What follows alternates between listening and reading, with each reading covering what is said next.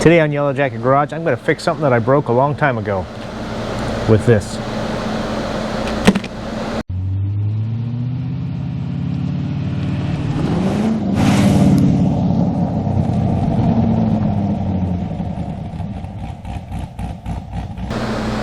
Okay, so you know how sometimes your workspace gets a little bit crowded and you're not paying attention with what you're doing on certain things?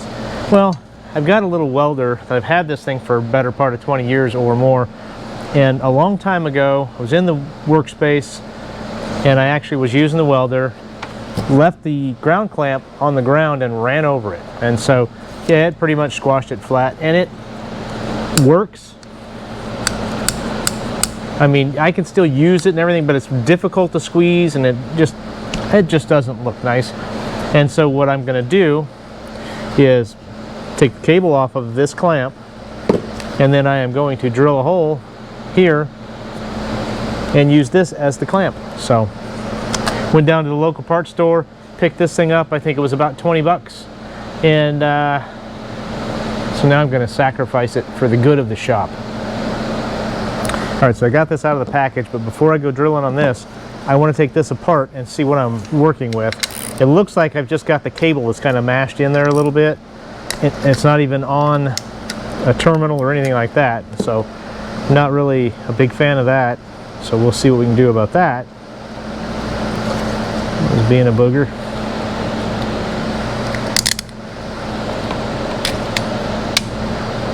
Now there's that. That was kind of what my expectation was. Put that nut back on there, set that aside. Okay.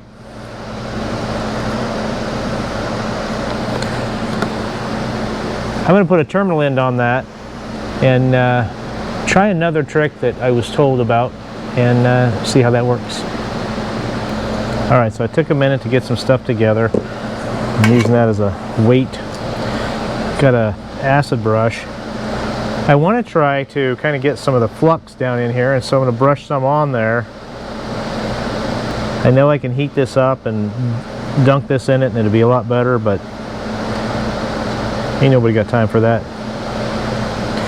So if I brush some on there, kind of thick, and then hit it with the heat gun, I get it to kind of drop down in there and kind of melt into the wires a little bit. At least that's the plan. Let's see how dumb this turns out. Actually looks like it's working pretty well, kind of doing what I think I want it to do. You feel a little bit of warmth in there? Yeah, I think that's good. Probably don't need to do this.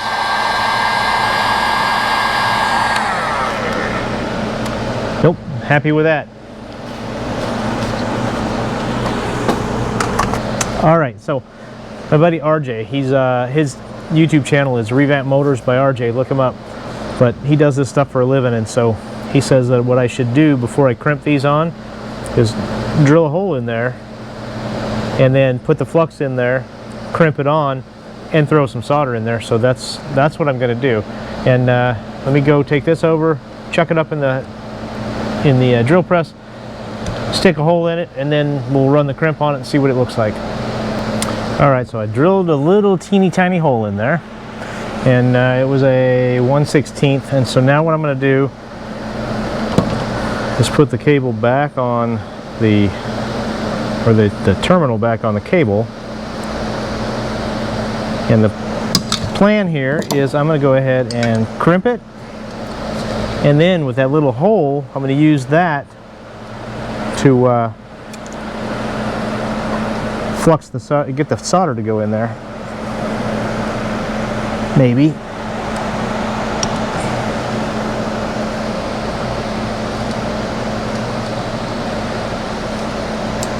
If this thing will stay on here. Nope.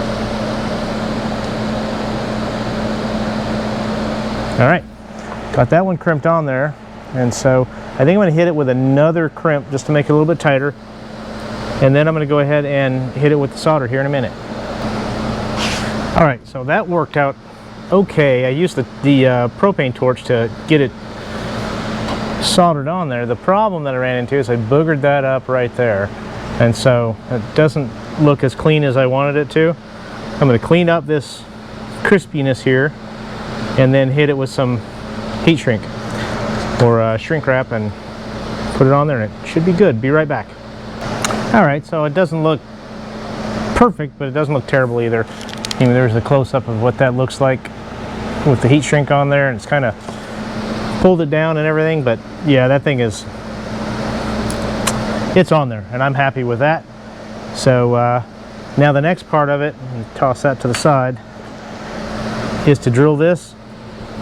And I think what I want to do is drill it here. Now keep in mind, once I drill this thing out, it's not going to be used to, it's just really just a clamp after that. And so it's not really going to be under a lot of pressure, or shouldn't be. And so I'm not real worried about the compromising the strength or anything of this. So we'll give it a whirl, see what it does. Alright, so what I did, I went over and checked it up in the drill press, and I can see the little hole right there. Drilled a 1/4 inch hole, so hopefully this bolt fits through, and it does. So what I'm going to do now is I want to put the cable on. I'm going to kind of set it, like, orient it that way so that it, the flat side kind of faces out, creates a little bit of an indentation going in. And so we'll put it on like so. Put that through there.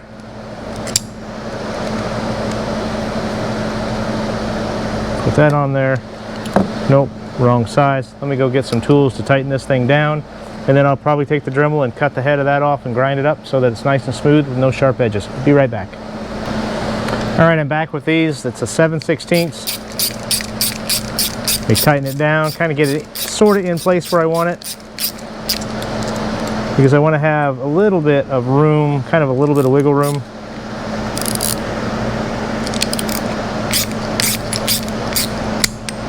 Oops, good thing I didn't get my finger stuck in there, huh?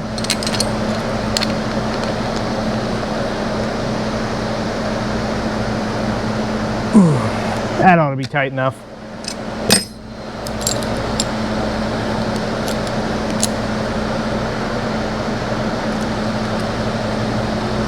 Well, there it is. It's on there. Like I said, I'm going to come back and trim that off a little bit, but I don't think I'm going to worry about doing that on camera, because easy enough.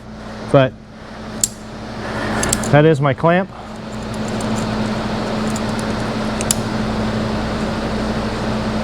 Really pretty simple. I don't know if that'll help anybody out or not, but easy project.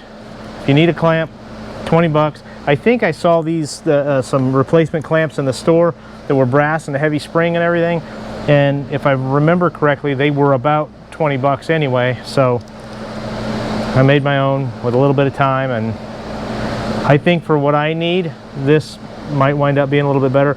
You can, back in my high school days where I worked, we were a muffler shop too, and my boss had his clamp. He just welded basically a muffler clamp on the back side of it, and he would just hang it over the muffler that he was welding on, and it created a good enough ground to weld with. But I think for me, this is going to help me to keep it from getting knocked off. And this one, if I drop it, is probably going to lay flat on the floor, and so if I wind up running over it again, it shouldn't break it.